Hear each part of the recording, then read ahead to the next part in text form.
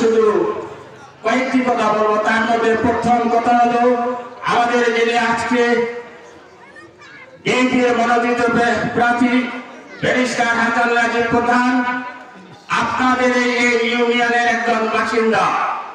উনি কিন্তু টংবাংলা ইউনিয়নের একটা বাড়ি করেছে। অতএব আমি মনে করি 20টি ইউনিয়নের চেয়ে সর্বপ্রথম টংবাংলা ইউনিয়নের দায়িত্ব বেশি, ওনার পাশে থেকে ওনাকে সহযোগিতা করা। আপনারাই আগে উনি যদি সংসদ সদস্য নির্বাচিত হয়, আপনারাই আগে ওনার বাঁচানো হবে। তারপর আমরা পারুলিয়া থেকে আস্তে আস্তে অনেক সময় লাগবে। তাই আমি আপনাদেরকে সবিনয় অনুরোধ করব, উনি এই টংবাংলা ইউনিয়নের যত প্রকার মামলা ছিল, সবচেয়ে বেশি হাতিবান্ধা উপজেলায় টংবাংলা ইউনিয়নের মামলা ছিল। প্রত্যেকটি মামলায় উনি নিজ দায়িত্বে, নিজ খরচে, নিজস্ব প্রচেষ্টায় স্বীকার করেছেন। আমাদের একটু কৃতজ্ঞতার কাছ থেকে আমরা দায়িত্ব নিয়ে ওনাকে আগামী জাতীয় সংসদ নির্বাচনে ধানের শীষে ভোট দিয়ে ওনাকে সংসদে পাঠাবো। উনি কিন্তু একজন অত্যন্ত নীতি আদর্শবান ব্যক্তিত্ব। যেমন দেখতে সৌন্দর্য, তেমন ভেতরটাও কিন্তু ওনার অত্যন্ত সুন্দর।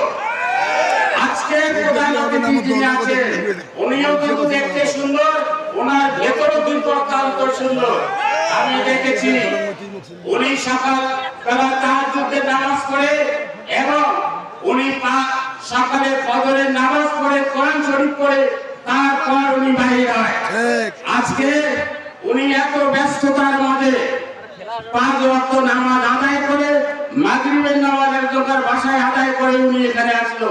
অতএব ইসলামের দৃষ্টিকোণ থেকে আমি মনে করি উনি কোনো অংশেই কম না। অতএব যারা ইসলামকে বিকৃত করে, ইসলামকে ব্যবহার করে আমাদেরকে ধোঁকা দেওয়ার চেষ্টা করতেছে, তাদেরকে আপনারা কঠোরভাবে জবাব দিবেন।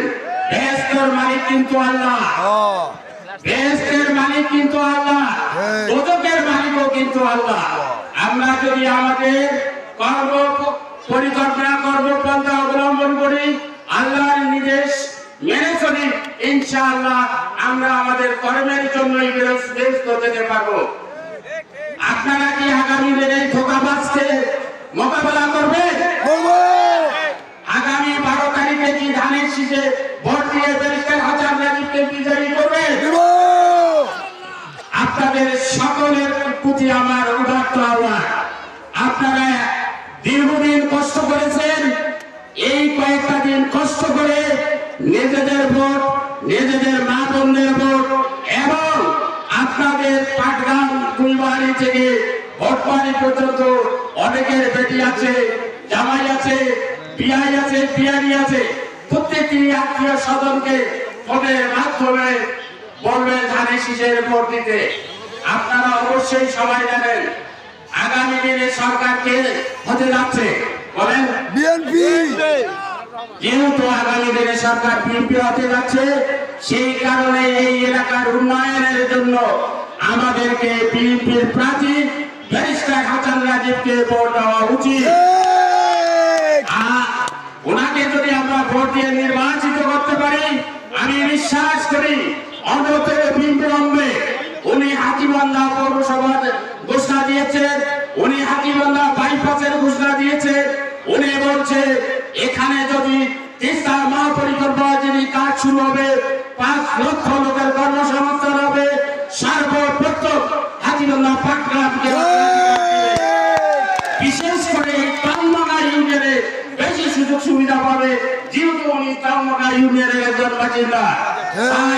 আপনাদেরকে আগামী দিনে ধানের শীষে ভোট দেওয়ার আহ্বান রেখে সকলকে ধন্যবাদ জানিয়ে আমি আমার কথা এখানে শেষ করছি।